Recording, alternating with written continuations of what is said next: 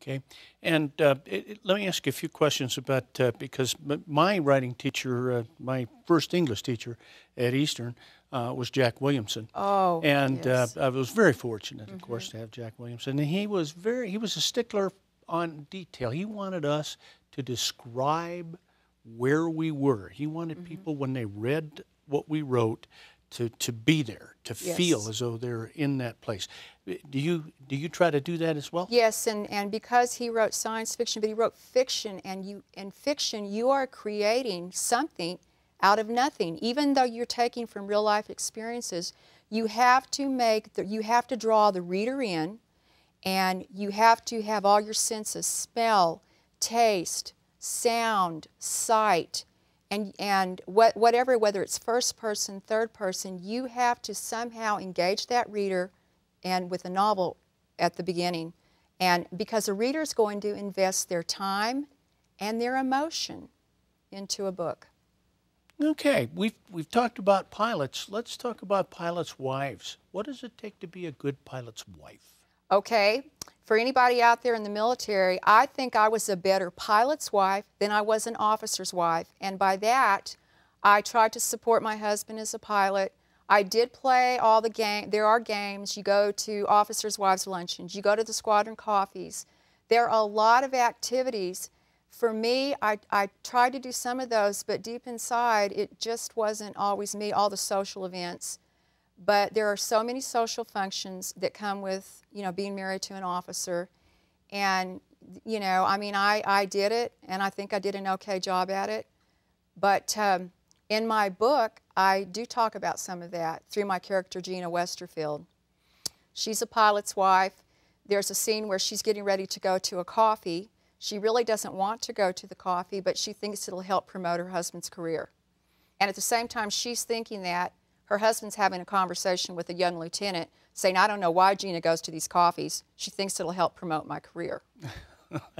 Okay, So. okay. A very good example of a brave pilot's wife was Apollo 13. We saw the movie. Right. When the real thing happened, the lead pilot of Apollo 13's wife said, I don't want these people in my house. This is a private thing for me. Yes. This is how we care. When a friend of yours lost a husband, Yes. somebody else had to drive that car home, how did the rest of you who were her friends act? What did you do? The military, whether you're a pilot or on the ground or Army or Navy, because we're all the same in many ways, you're a family. The military is a family, whether it's a service member or the family members, and you come together as a family and you support each other. And there was a time in Alaska when a guy went down, and that's what happened. As a matter of fact, my husband had to go with the vice wing commander at the time, and he was, I call it the death angel.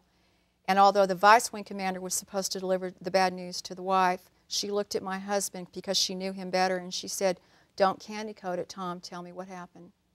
And I felt at the same time, I was home with one child, pregnant with another, and I felt a very strange guilt that as a pilot's wife, it's like, well, my husband's okay, but someone else that lives a similar life, her husband's not, and he's never coming home.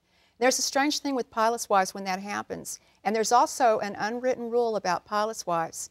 If something happens and a plane goes down, you never get on the phone with anyone else and say, is your husband flying? That's an unwritten, you don't do that. And so that's just one of the unwritten rules. Tell me about the publisher of the book. Who published the book for you? My publisher is Leatherneck Publishing, based in Oceanside, California. They're a small press whose mission is to help military authors. They're a traditional press. And I did not self-publish. They invested in me. And the publisher is retired Lieutenant Colonel Neil Levin, and he's a retired Marine fighter pilot, and he founded the press in 2006.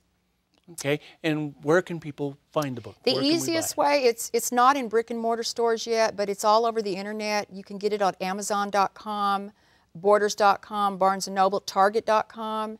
It's also on my publisher's website at www.leatherneckpublishing.com, or you can go straight to my website at www.KathleenMRodgers.com. There's all kinds of information. Okay, well, thank you very much for Thank being you. here, and I hope to see it on the New York Times bestseller list Me too. soon. Thank you.